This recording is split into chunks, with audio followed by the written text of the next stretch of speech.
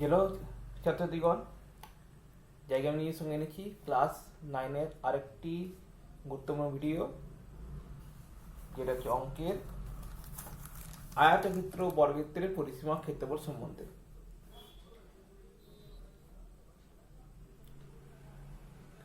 যের আগের ভিডিওগুলিতে আয়তক্ষেত্র বর্গক্ষেত্রের পরিসীমা ক্ষেত্রফল অর্থাৎ কোষে দেখি 15 16 দাগ পর্যন্ত অঙ্কগুলো করেছিলাম।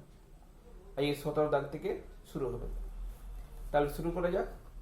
17 দাগে অঙ্কে বলা আছে একটি আয়তাকার জমির কর্ণের দৈর্ঘ্য 15 মিটার এবং দৈর্ঘ্য ও প্রস্থের অন্তর 3 মিটার।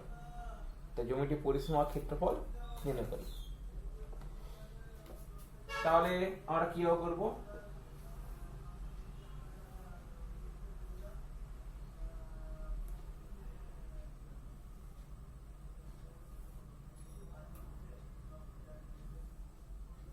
এটা হচ্ছে আয়তাকার জমি, যার আমাদের কর্ণের দৈর্ঘ্য বলে দেওয়া আছে 15 মিটার। আর বলা আছে দৈর্ঘ্য ও প্রস্থের অন্তর হচ্ছে 3 মিটার, অর্থাৎ দৈর্ঘ্য হচ্ছে প্রস্থের তুলনায় 3 মিটার বেশি বা প্রস্থ দৈর্ঘ্যের তুলনায় 3 মিটার কম। তাহলে এক্ষেত্রে আমরা ধরব যে মনে করি আয়তাকার জমির দৈর্ঘ্য x মিটার, তাহলে প্রস্থ হবে কত? x minus 3 metre. তাহলে শর্ত অনুসারে আর কি জানি, দৈর্ঘ্য স্কয়ার প্লাস প্রস্থ স্কয়ার সমান কর্ণ স্কয়ার।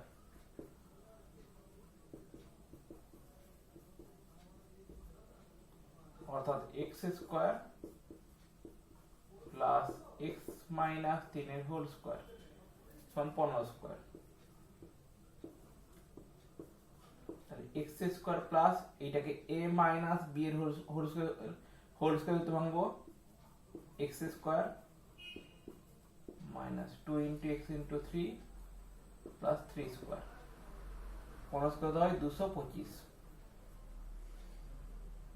তাহলে x স্কয়ার যোগ করলে 2x square minus 6x plus 9, তাহলে প্লাস 225 কে বাম দিকে আনলে মাইনাস 225 সমান 0, বা 2x square minus 6x minus 216 সমান 0। এরপরে আমরা 2 দিয়ে ভাগ করে দেবো।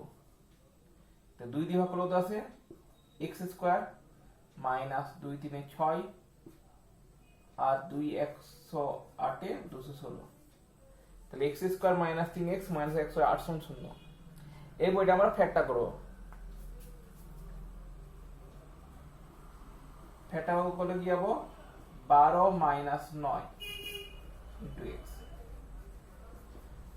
তাহলে আমাদের আছে x square minus 12x minus plus 9x minus 108 সমান 0, বা x গুণিতক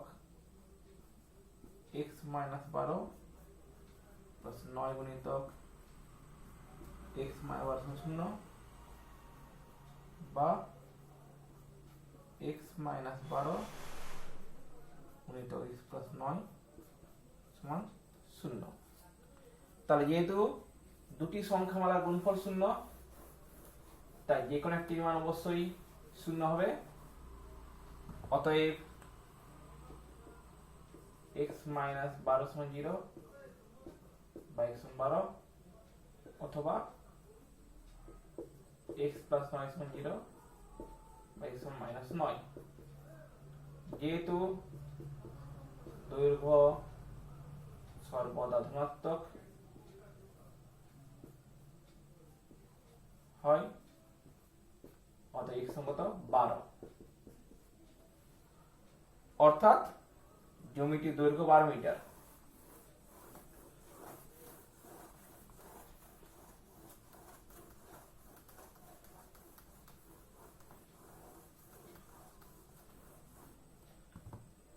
অতএব জমির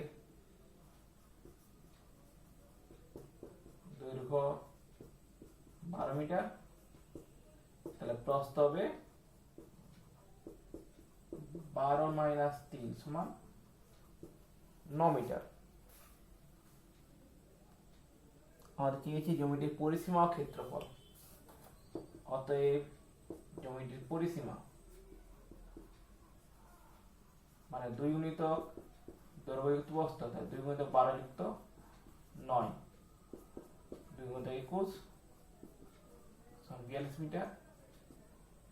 আর জমির ক্ষেত্রফল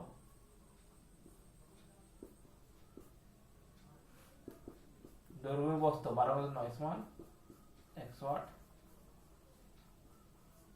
বর্গ মিটার।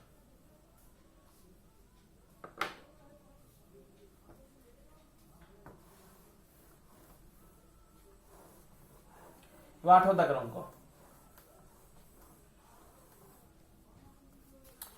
18 দাগের অঙ্ক বলা আছে 385 মিটার গুণিতক 60 মিটার পরিমাপের একটি আয়তাকার চাতাল পাকা করতে সর্ববৃহৎ কত মাপের বর্গাকার টাইলস ব্যবহার করা যাবে এবং সেই ক্ষেত্রে টাইলসের সংখ্যা কত হবে হিসাব করে লিখি।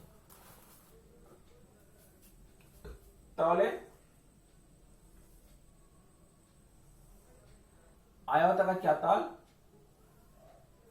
যার দৈর্ঘ্য বলেছে 385 মিটার আর প্রস্থ হচ্ছে 60 মিটার, তাহলে একে পাকা করার জন্য কি বসাতে হবে? বর্গাকার টাইলস, অর্থাৎ যার দৈর্ঘ্য প্রস্থ সমান। তার যদি আমরা এই বরাবর যদি বসিয়ে যাই, তাহলে যাতে কোনো টাইলস না ভাঙে, এক্ষেত্রে কিন্তু টাইলস গুলো পূর্ণ হতে হবে, ভাঙা হওয়া চলবে না। তাই টাইলসের যেটা দৈর্ঘ্য হবে সেটাকে এই প্রস্থ দিয়ে যেন ভাগ করা যায় দেখতে হবে, আবার এই দৈর্ঘ্য দিয়ে যেন ভাগ করা যায় এটা দেখতে হবে, নতুবা যে না মিললে তাহলে কি হবে, যে টাইলসে কিছুটা বাড়তে থেকে যাবে, অর্থাৎ টাইলস ভাঙতে হবে, আর সেখানে এটা চলবে না। অর্থাৎ টাইলসের যেটা দৈর্ঘ্য দিয়ে একেও ভাগ করাতে হবে আর একেও ভাগ করাতে হবে, অর্থাৎ টাইলসের দৈর্ঘ্য হবে এই দুটোরই সাধারণ গুণনীয়ক। আর যেটা আমাদের বলেছে সর্ববৃহৎ মাপের, অর্থাৎ গরিষ্ঠ সাধারণ গুণনীয়ক বা গসাগু। তার মানে আমাদের এখানে এই দৈর্ঘ্য প্রস্থের যেটা হচ্ছে গরিষ্ঠ সাধারণ গুণনীয়ক বার করতে হবে, আর সেটা হবে টাইলসের এক একটি বাহুর দৈর্ঘ্য। তাই আমরা 60 আর 385 গসাগু করি।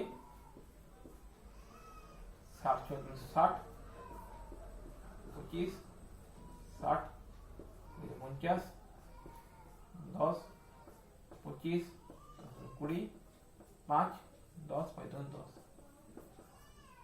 কত হচ্ছে তাহলে 5। অতএব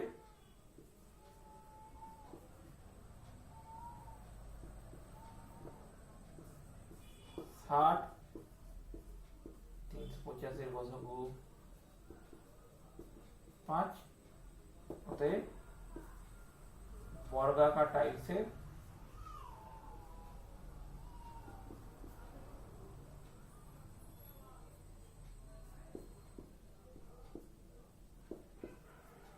প্রতিটি বাহু দৈর্ঘ্য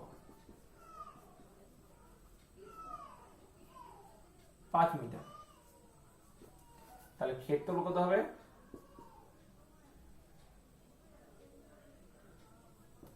প্রতিটি বর্গাকার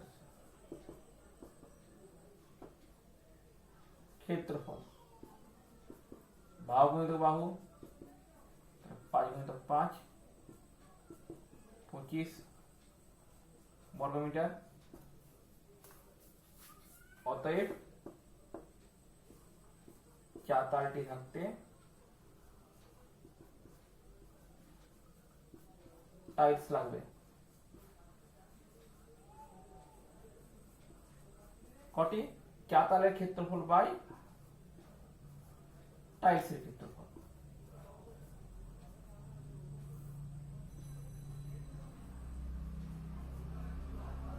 পাই 11টি 12 5 77 বর্গ মি কেটে গেল 924টি, অর্থাৎ 924টি টাইলস লাগবে।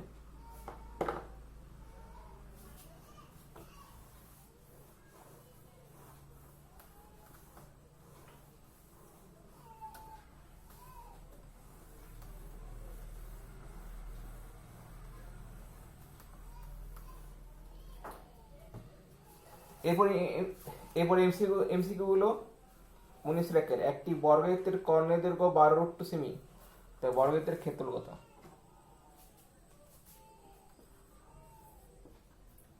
এর আগে আমরা করব বর্গক্ষেত্রের একটি বাহু দৈর্ঘ্য। বর্গক্ষেত্রের একটি বাহু দৈর্ঘ্য সমান কি হয়?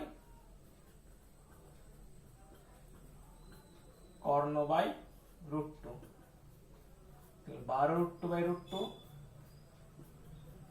12 সেমি। তার বর্গক্ষেত্রের ক্ষেত্রফল কি হবে? বাহুর স্কয়ার 144 বর্গ সেমি, অর্থাৎ বি এর দাগের উত্তর।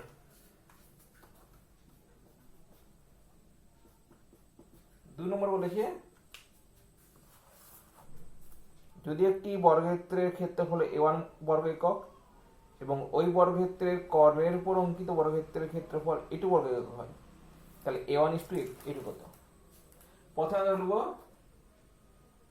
আচ্ছা ছবিটা আঁকি তাহলে বুঝতে সুবিধা হবে।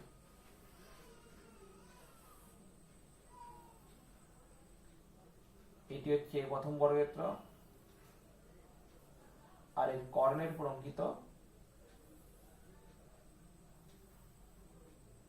দ্বিতীয় বর্গক্ষেত্র। তাহলে বুঝতে পারছো প্রথম বর্গক্ষেত্রে যেটা কর্ণ সেটা হচ্ছে দ্বিতীয় বর্গক্ষেত্রের বাহু দৈর্ঘ্য। তাহলে এখানে ধরবো যে মনে করি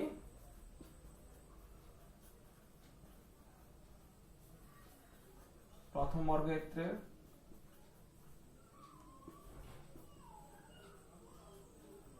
বাহুর দৈর্ঘ্য x একক, অর্থাৎ এটি x, অতএব ক্ষেত্রফল কত হবে? বাহুর স্কয়ার মানে x স্কয়ার সমান a1 বর্গ একক। এবার দ্বিতীয় বর্গক্ষেত্রে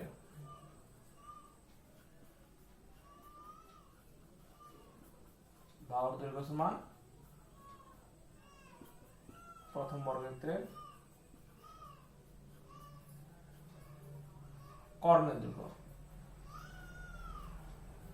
মানে বাহু ইন্টু √2 মানে x√2 একক, অতএব দ্বিতীয় বর্গক্ষেত্রের ক্ষেত্রফল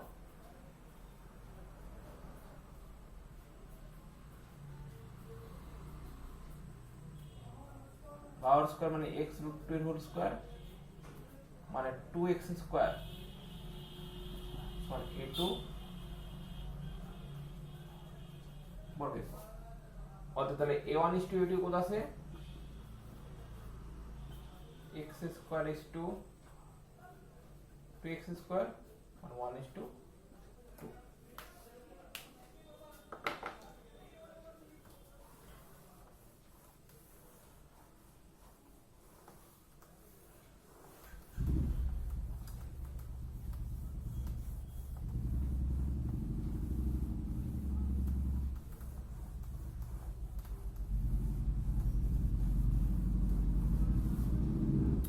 3 নম্বরটা তোমার আছে 6 মিটার লম্বা ও 4 মিটার চওড়া একটি আয়তাকার জায়গা 2 ডেসিমি বর্গ টালি দিয়ে ঢাকতে বানাতে হলে টালি লাগবে কটি?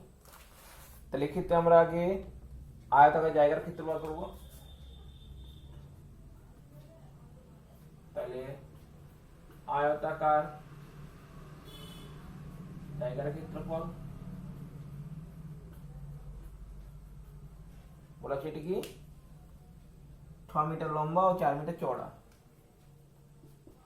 6 মিটার গুণিত 4 মিটার। এটা আমরা ডেসিমি রূপান্তর করব, যেটা আমাদের যেটা হচ্ছে টালির দৈর্ঘ্যটা সেটা ডেসিমিটার দেওয়া আছে। তো 6 মিটার মানে 60 ডেসিমিল, আর 4 মিটার মানে 40 ডেসিমিল। 60 গুণ 40 মানে 2400 বর্গ ডেসিমিল। আর প্রতিটি টালির ক্ষেত্রফল, টালির বর্গাকার 2 ডেসিমিল গুণিত 2 ডেসিমিল,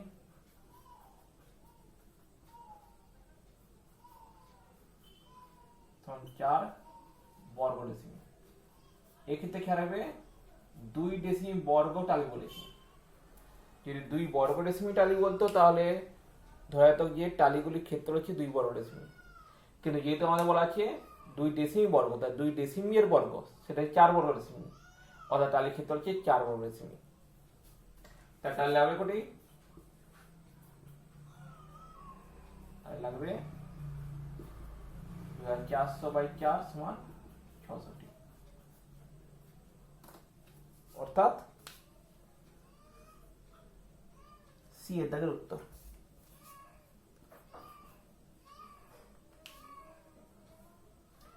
চার নম্বরে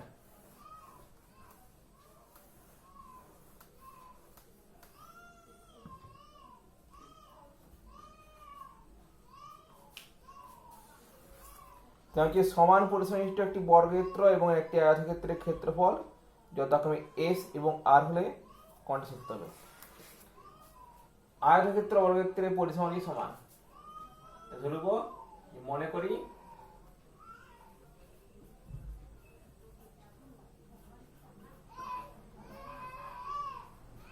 আয়তক্ষেত্রের দৈর্ঘ্য x একক, প্রস্থ y একক, আর বর্গক্ষেত্রের একটি বাহু দৈর্ঘ্য a একক। তাহলে আয়তক্ষেত্রের পরিসীমা হবে 2 × x + y, আর বর্গক্ষেত্রের পরিসীমা 4a। যেটা পরিসীমা সমান, তাহলে 2 × x + y সমান 4a, বা x + y সমান হবে 4a/2 মানে 2a। বলেছে কি ক্ষেত্রফল কার বেশি হবে, আয়তক্ষেত্রের ক্ষেত্রফল দেওয়া আছে আর বর্গক্ষেত্রের ক্ষেত্রফল হচ্ছে s। তাহলে s সমান কি হবে a স্কয়ার, আর সমান কি হবে x স্কয়ার। বর্গক্ষেত্রের ক্ষেত্রফল s সমান a স্কয়ার, আয়তক্ষেত্রের ক্ষেত্রফল r সমান xy। তাহলে x + y সমান যদি হয় 2a, তাহলে x + y এর হোল স্কয়ার সমান দেবো আমরা 4a স্কয়ার। তাহলে a + b এর হোল সমান কি হবে a - b এর হোল স্কয়ার প্লাস 4ab। তাহলে x - y এর হোল স্কয়ার প্লাস 4xy মানে r s। এবার x - y এর হোল স্কয়ার মানটা কি ধনাত্মক, যেহেতু x not equal to y, x R y সমান হবে না, কারণ x আর y সমান মানে দৈর্ঘ্য প্রস্থ সমান হয়ে যাচ্ছে, আর দৈর্ঘ্য আর প্রস্থ যদি সমান হয়ে যায় তাহলে যে এটি কিন্তু আয়তক্ষেত্র থাকবে, এটা হবে বর্গক্ষেত্র হয়ে যাবে। তাই x not equal to y, x not equal to y হলে এটা হবে কত 0 থেকে বড়। তাহলে এই পদটা যদি আমরা বাম পক্ষতে বাদ দিয়ে দিই, তাহলে বাম পক্ষের মানটা কি নিশ্চয়ই কমে যাবে। এর মানটা একটু ধনাত্মক, তাই এর বাদ দিলে বাম পক্ষের মানটা ডান পক্ষ থেকে কমে যাবে, অর্থাৎ 4r হবে less than 4s, কিন্তু x - y whole square greater than 0। তাহলে r less than s বা s greater than r, অর্থাৎ আমাদের বি এর দাগের উত্তরটি সঠিক। 5 নম্বরে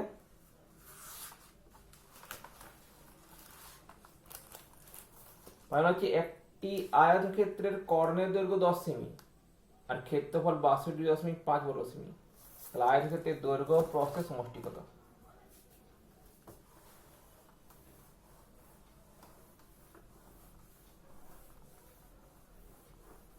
এক্ষেত্রে আমরা একই রকম ধরবো, যে মনে করি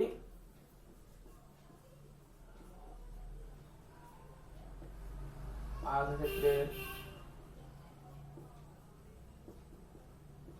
দৈর্ঘ্য x সেমি আর প্রস্থ y সেমি। তাহলে আয়তক্ষেত্রের কর্ণের দৈর্ঘ্য কি হয়? রুট ওভার দৈর্ঘ্য স্কয়ার প্লাস প্রস্থ স্কয়ার। তো root over x square plus y square সমান কত? 10, বা x square plus y square সমান 10 স্কয়ার সমান 100। আর ক্ষেত্র মানে কি? দৈর্ঘ্য গুণিত প্রস্থ x ইনটু y। কত দেওয়া আছে? 62.5। আমাদের কি হয়েছে কি? আয়তক্ষেত্রের দৈর্ঘ্য প্রস্থ সমষ্টি, অর্থাৎ x প্লাস y সমান কত? তাহলে আমরা লিখব x প্লাস y এর হোল স্কয়ার সমান, ভাঙলে কি ভাই? x square plus y square plus 2xy। 100 plus 2 গুণিতক 62.5 মানে 100 প্লাস 125 মানে 225। কত? x প্লাস y কত আসবে? রুট 225 সমান 15। অর্থাৎ আয়তক্ষেত্রের দৈর্ঘ্য প্রস্থ সমষ্টি হচ্ছে 15 সেমি। অর্থাৎ এই ক্ষেত্রেও বি এর দাগ উত্তরটি সঠিক।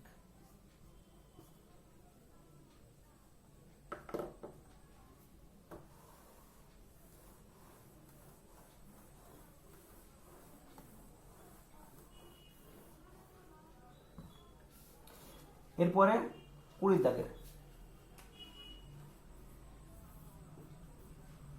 21 অঙ্ক বলা হচ্ছে একটি বর্গক্ষেত্রের বাহু দৈর্ঘ্য 10% বৃদ্ধি করলে বর্গক্ষেত্রটির ক্ষেত্রফল শতকরা কত বৃদ্ধি পাবে? তাহলে এই ক্ষেত্রে আমরা বলি, মনে করি বর্গক্ষেত্রের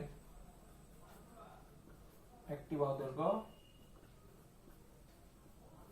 a একক, তাহলে বর্গক্ষেত্রের ক্ষেত্রফল কত হবে? বাহুর স্কয়ার অর্থাৎ স্কয়ার বর্গ একক। বর্গক্ষেত্রের বাহুর দৈর্ঘ্য বৃদ্ধি কত আসছে? 10%, অর্থাৎ a গুণিতক 10/100, a বাই 10 একক। তো বর্গক্ষেত্রের বাহু দৈর্ঘ্য হলো কত হবে? ছিল a বাড়ছে a বাই 10, তাহলে a plus a by 10, 10a plus a by 10 মানে 11 বাই 10 একক। তাহলে বর্গক্ষেত্রের ক্ষেত্রফল হবে কত?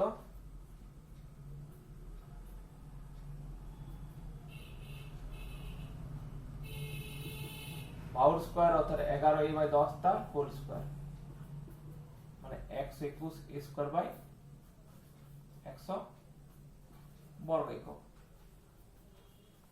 তাহলে বর্গক্ষেত্রের ক্ষেত্রফল বৃদ্ধি কত হবে? 121 a square by 100 minus a square, তাহলে 121 a স্কয়ার মাইনাস 100 স্কয়ার মানে 21 a স্কয়ার বাই 100 বর্গ একক। তার বর্গক্ষেত্রের ক্ষেত্রফল শতকরা বৃদ্ধি। শতকরা বৃদ্ধি মানে কি হবে? যা বৃদ্ধি পেল বাই যা ছিল, কত ছিল? a স্কয়ার গুণিতক 100, তাহলে a স্কয়ার কাটছে 100 কাটছে মানে 21, অর্থাৎ 21% ক্ষেত্রফল বৃদ্ধি পাবে। এবার 22 একটা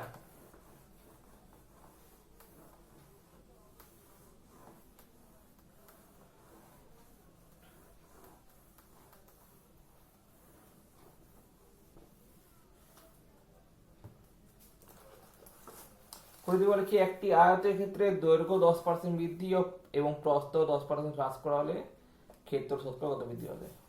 এক্ষেত্রে আমরা একই রকম করব, যে মনে করি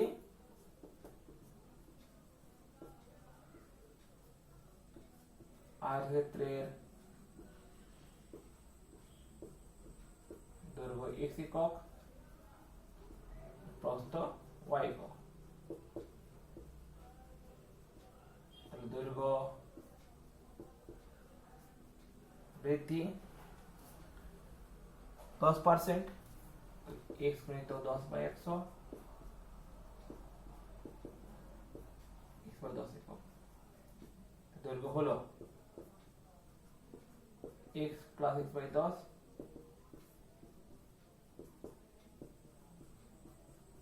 x/10 একক।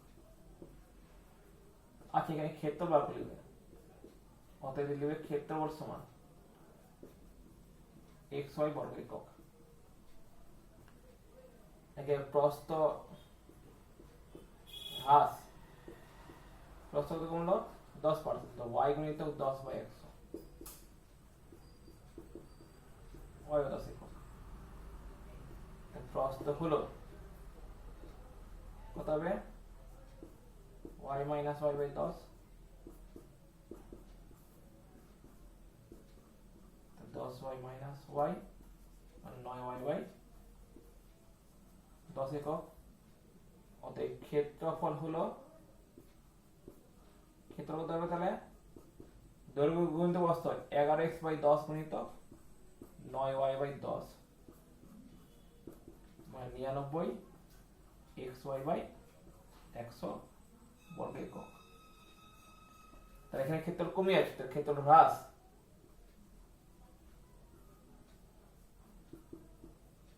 xy minus 99xy/100, 100xy minus 99xy/100 মানে xy/100 বর্গ একক। তো ক্ষেত্রফল শতকরা হ্রাস মানে কি হবে, যা কমলো মানে xy/100, যা ছিল xy গুণিত 100, 1, অর্থাৎ ক্ষেত্রফল 1% হ্রাস পাবে। 23 একটা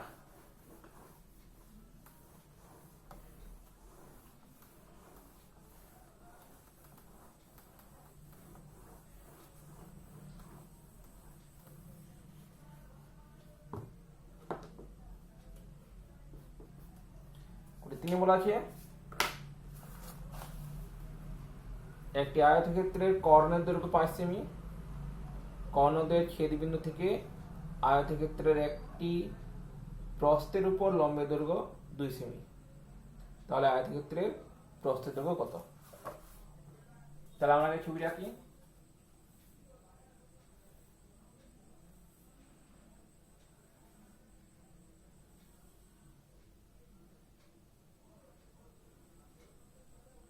আর বলা হয়েছে কর্ণের দৈর্ঘ্য 5 সেমি, আর একটি কর্ণের ছেদবিন্দু থেকে প্রস্থের উপর অঙ্কিত লম্বের দৈর্ঘ্য কত? 2 সেমি।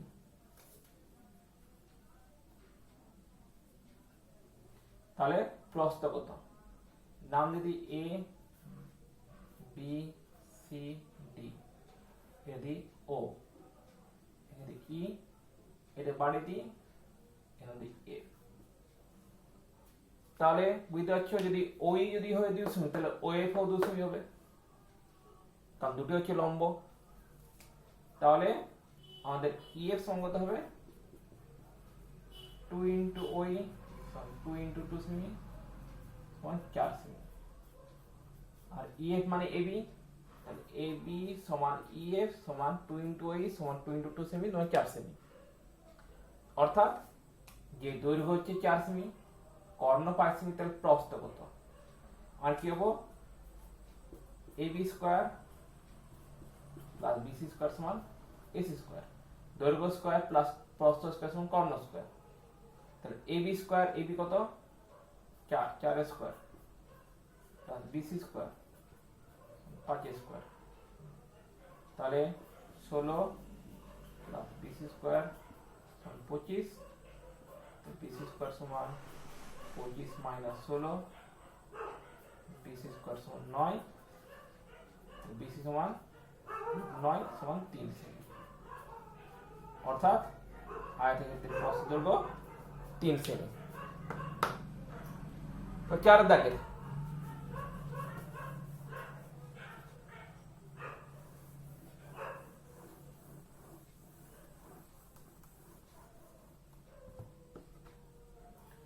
দেখে আমাদের বলা আছে বর্গক্ষেত্র।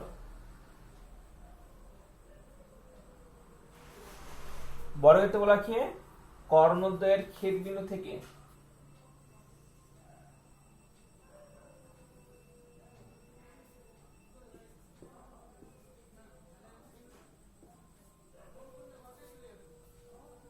যে কোনো বাহুর উপর অঙ্কিত লম্বের দৈর্ঘ্য।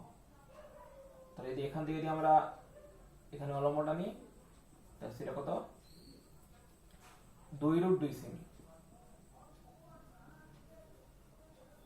তাহলে বর্গক্ষেত্রের প্রতিটি কর্ণের দৈর্ঘ্য কত?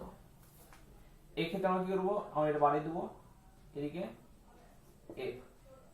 তাহলে পাবো আমরা AB সমান EF সমান 2 × E সমান 2 × 2√2 সেমি মানে 4√2 সেমি। এটা হলো কি বর্গক্ষেত্রের বাহু দৈর্ঘ্য। তাহলে বর্গক্ষেত্রের কর্ণের দৈর্ঘ্য সমান কি হয়, বাহু গুণিত √2। তাহলে 4√2 × √2 মানে 4 × 2 মানে 8 সেমি, অর্থাৎ বর্গক্ষেত্রের কর্ণের দৈর্ঘ্য হবে 8 সেমি।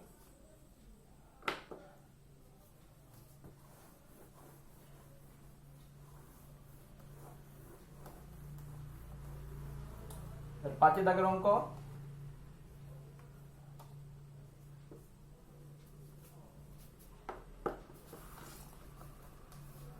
পাইলে বলা কি একটি আয়তক্ষেত্রের পরিসীমা 34 সেমি আর ক্ষেত্রফল 60 বর্গ সেমি।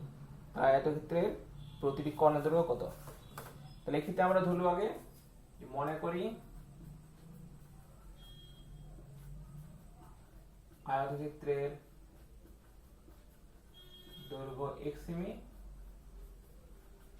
আর প্রস্থ y সেমি। তাহলে আমাদের বলা হতো পরিসীমা, ওদের পরিসীমা কত হবে,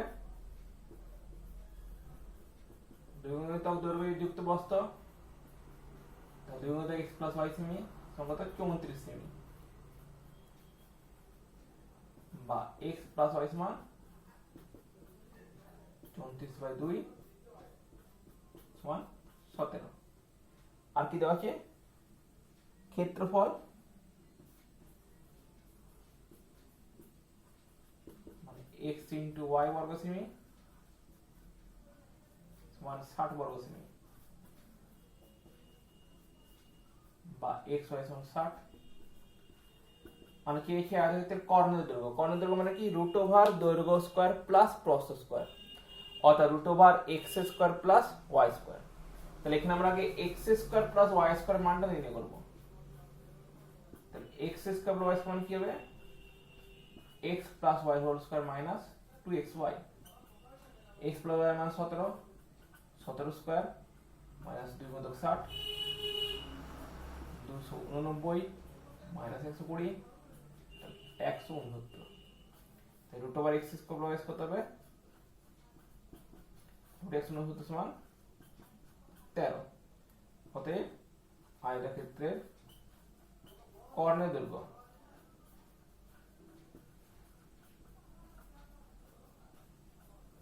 13 সেমি। তাহলে আয়তক্ষেত্র ও বর্গক্ষেত্রের পরিসীমা ক্ষেত্রের অঙ্কগুলো শেষ হলো। এরপর দিন একটি নতুন অন্য অধ্যায় আনবো। যদি ভিডিওটি ভালো লেগে থাকে তাহলে লাইক করবে, শেয়ার করবে এবং সাবস্ক্রাইব করতে ভুলবে না। আর যদি কিছু প্রশ্ন থাকে তাহলে কমেন্ট বক্সে অবশ্যই কমেন্ট করে